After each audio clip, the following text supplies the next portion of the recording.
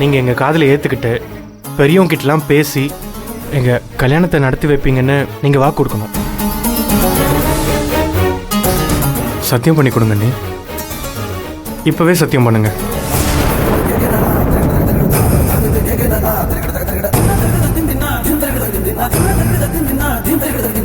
அண்ணி, என்ன யோசிக்கிறீங்க? என் மேல அக்கறை இருக்குல்ல, நான் நல்லா இருக்குன்னு நினைக்கிறீங்கல்ல, அப்ப சத்தியம் பண்ணுங்க அண்ணி. சாரி, இந்த மாதிரி சத்தியம்லாம் என்னால பண்ண முடியாது. ஏன்னா எனக்கு அந்த அதிகாரம் கிடையாது.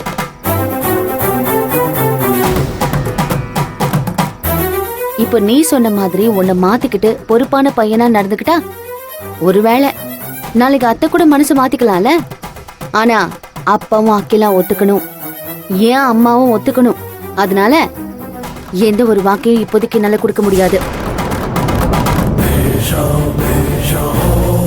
நீ உன் லைஃபை மாத்திக்கிட்டா உன் லைஃப் நல்லா இருக்கும்.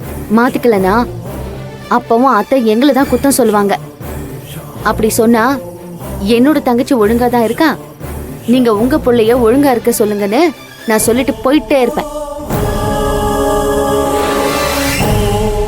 உன்னை பெத்தவங்க பழி சுமந்துக்கிட்டு நிக்கணுமா வேணாமாங்கிறது உன் கையில தான் இருக்கு.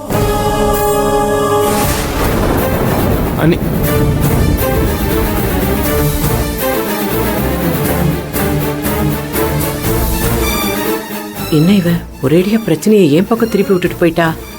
ஐயோ, இந்த கதிரை எப்படி என் வழிக்கு கொண்டு வர போறேன்னு தெரியலையே.